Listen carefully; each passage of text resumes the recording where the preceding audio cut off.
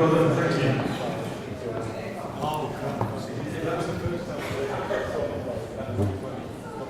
Ladies and gentlemen, welcome to this session, and I'm going to hand straight over to George Lings and Elspeth, who's taking George's photo. Yeah. I have no idea why that is going on. We'll find out what's going on this particular point. George, please introduce yourself and what is it you're talking about. It's over to you. Great, thanks very much. There's the title on the screen. What I need to tell you, out of my experience as leader of the research unit of the Church Army, the Church of England has got a very long and distinguished history, and it includes the ability not to be disturbed by troublesome data, but to keep calm and carry on. So it has long commissioned and published reports which read well and are of interest. But the key thing has been to ignore them in practice. Now this is actually quite an art, and it takes some practice. So there are some very useful strategies to learn and some tricky traps to avoid. And what we should begin with is the obvious. Don't read it in the first place and tell other people not to bother.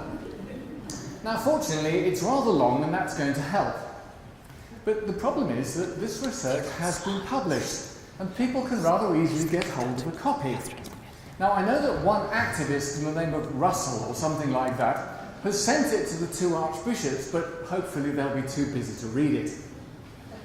Now what is worse is that insidious information spread of the internet has also meant people can get it on the cheap, and no one will even know that they're reading it. It's going to be quite hard to hide it away. So I need to share with you a number of other strategies that are needed to prevent it undermining where we are. And you could begin by saying, well, we just don't need it. The church is doing all right, and the disturbance about this new stuff is just going to erode confidence. No matter that one recent survey of parishes showed 50% of the attenders were over 65. Experience is what counts. And as we know, cathedrals now sing Graham Kendrick's songs, so we know we're up to date. And don't let them think about the low morale of the clergy, and the number who are about to retire, and the increasing number of churches they have to look after. After all, this is a great opportunity for them. Another thing you can try, which is quite helpful, is discredit the research. And any academic can tell you how to do that. There are some useful words that you can toss out lightly and casually. Anecdotal, biased, unrepresentative, it all sounds impressive. Cherry picking is actually quite nice too. What you must do is you must make sure people don't see the map of where this has been done. Otherwise they'll get the picture that half of the country has been covered. And what's worse, these researchers got records from 99% of all known cases. It does look rather worryingly comprehensive. Now the other thing to keep dark is there was actually a list of 10 indicators what should be counted in and what shouldn't. Most people don't know they had actually to exclude 60% of all the cases that were presented. So it all looks rather worryingly rigorous. Rather than that view, 5 Christians meet at a bus stop, so it must be a fresh expression of church. But this supposed clarity does lead to another helpful approach for us. And you just say, oh, it's all too complicated. Draw on the fact that 60% of cases were excluded. Argue from that there's a lack of definition around fresh expressions of church. Now, of course, if that doesn't work, turn it round and argue that the definitions are too tight. And of course, that would be rather excluding, and that must by definition be un-Anglican. What you need to do is keep people away from the dangerous view that the fresh expressions of church definition is actually as simple as H2O. All you need is 2 elements. Now, annoyingly, this approach does also enable those people to point out water doesn't just exist in one form, but in many forms. And of course it includes steam in steam engines. And that might get several clergy rather excited. But fortunately, when the researchers translate this really simple idea into theology, then difficult words like missional and ecclesial come out, and so of course no one knows what they're talking about. Another thing you can try is you can argue these things make no real difference. Now this is a bit of a tricky one, and you need to start with some bluster and talk about how marginal they are. You know, despise a messy church in the deanery as kids' stuff, or the alt-worship one, call it exotic. The trouble will come if a few facts come out. There are 1,100 known cases and 50,000 people at them. And for every maverick who started one, there are now 2.5 more people. And just as bad, these people are saying that they get twice as many under 16s as we do. And you frankly can't believe it, but if 40 years ago, when the rot began to set in and there were 2 or 3 of these per year, now it's over 300 a year. One defence you could try is say, well, it hasn't stopped the decline, has it? But if you use that one, just pray there's not some smart aleck in the audience who says, so do you mean the decline would be even worse without them? Well, still, there is a better defence. If you get bombarded with this kind of material, begin to look superior and sophisticated and say, oh, we're not interested in numbers. Depth, discipleship, dedication, liturgy, lectionary love, these are the things that count. But by now I fear some of the facts may be out of the bag. You're going to have to change tack. Because these things are mainly small, they're also young, they are vulnerable. And attack what they are and play on people's fears. And you could say, these fresh expressions of church are extremely risky. And here, some of the data is actually on our side. I mean, 11% of them have died. I mean, just imagine it. If the Church of England had closed 11% of its church buildings, well, even The Guardian would write about that. What is equally worrying is that over a third of these fresh expressions of church are led by unqualified people. Now, the researchers call them the lay. Well, it all sounds Chinese to me.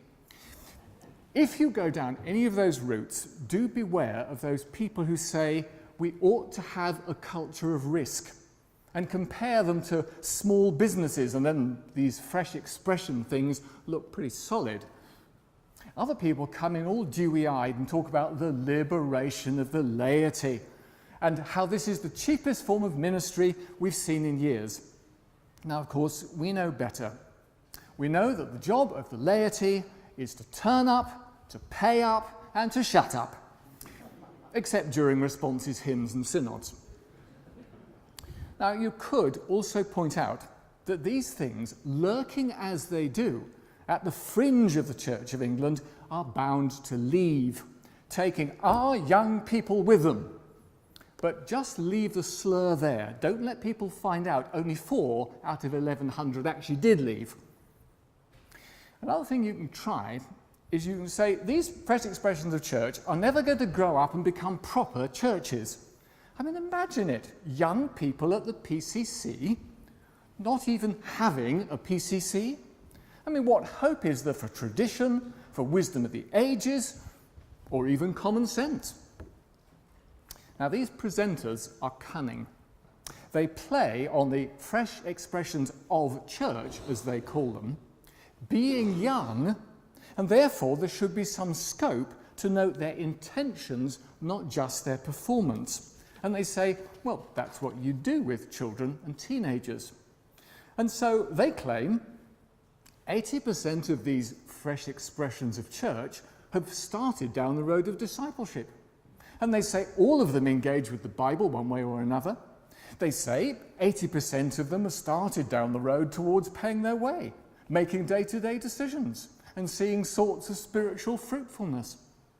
Well, if you can't suppress those details, you can at least point out how few have communion. That proves they aren't real churches, doesn't it? Now, the trap here to avoid is someone asking, I wonder how well existing churches would fare if they were put through the same hoops, or asked how mature they were, or how they had grown. You may need to change tack. A great thing you can do is peddle a few myths, because the myths are so much more powerful than facts. And one good one is, fresh expressions of church are full of choosy Christians chasing the next thing. And that sows the seed. These are just about more internal transfer growth and the spread of consumerism into the church. Get people away from the opinion of the interviewed leaders that 60% were either people returning to church or coming for the very first time. Another good one you can play is, this is a game only played by part of the Church of England. You know, a sort of divide and rule strategy, sowing discord, preventing concerted action. Now, if the data should escape and people see there are more begun by the central tradition than by the charismatic examples, either point up that evangelical figure or start talking about HTB and plans to export the London model. I suppose in the end, what you're going to come back to is this: they just aren't Anglican. Now, what you've got to ignore is that no one anymore has got a definitive answer about what makes something Anglican, and forget that it's actually been a source of disagreement since the Reformation. What you could talk about is 24% of them have crossed the parish boundary, which of course we know is very wicked, even though 76% of them don't, and frankly all those that did had permission. Certainly what you should do is quote the confirmation figure, because it's even lower than the one for communion. Don't let people point out that with loads of non-church people and adult baptisms, maybe that's likely. Do go on about the proportion of the lack of clergy leadership, because standards matter. Heresy may lurk in the wings. Now, the rather tiresome fact that we're declining and still fighting over doctrine, having had clergy leadership up to now, is just not the point. What you must do is keep out of people's minds that all these examples were on a diocesan list in the very first place. Keep quiet that they passed this list of 10 indicators, including being seen as part of the diocesan family. And it doesn't help that their existence and their performance has now been passed back to their diocese. And what's worse, someone even now might be doing something about it. And that takes us to the last tip you must remember. Keep this data away from the policymakers. Just think how dangerous it would be if trusting relationships grew up between two groups of people in the light of this evidence. If the room contained permission givers and policymakers, that is, bishops, archdeacons, diocesan secretaries, mission specialists, as well as pioneers, lay, whoever they are, and willing clergy, I mean, who knows what might happen? Already, really, quite audacious visions of more fresh expressions of church are being set up in various dioceses. The situation is threatening to get out of control.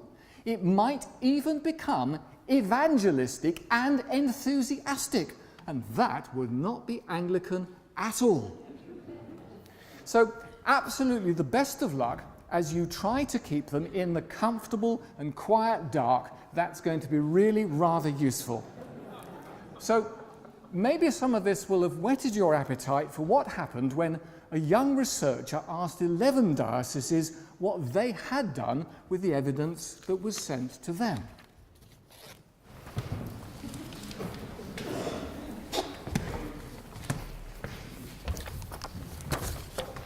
Cool.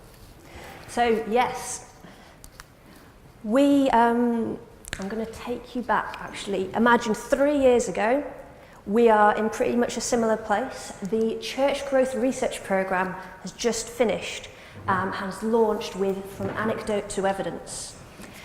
This was a huge programme that looked, well, we did the Fresh Expressions bit, but there was a huge amount of resources for parishes as well. We also produced a report all about our research, and each of the dioceses we worked with received a personalised report about their fresh expressions of church. So there were all these huge amounts of resources available. So 3 years ahead, we're here now, and it led us to wonder, well, what's happened in those first dioceses? So we decided to go back to them. We surveyed them again, say, well, what have you done now? We asked a whole range of questions, but I'm just going to focus on one. What changes have there been within the diocese as a result of our research? So, 4 dioceses saw a significant diocese-level strategic or legal change.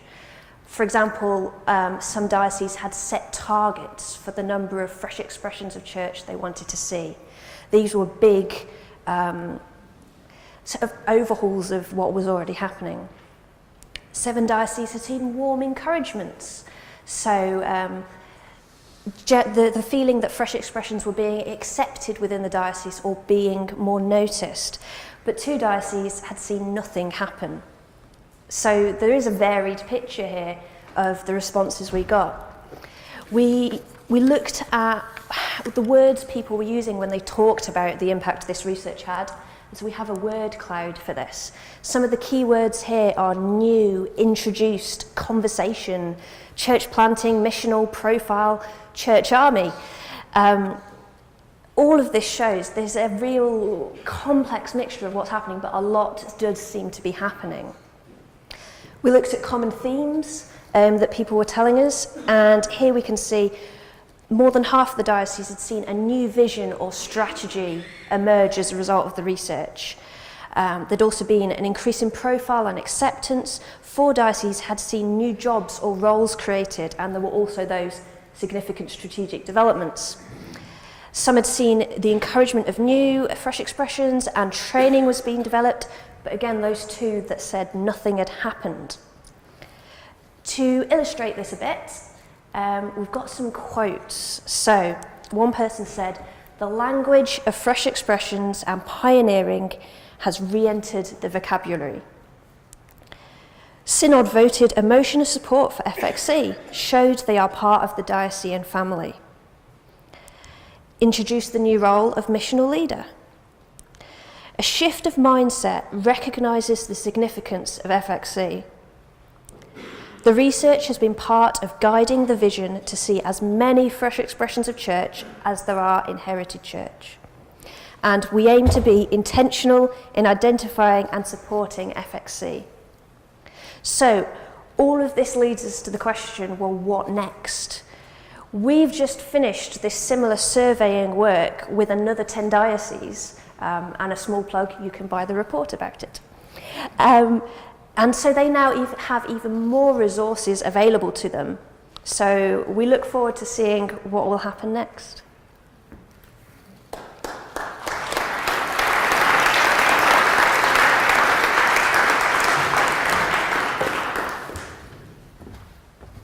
I'd just like to thank George Lings and Elspeth McGann.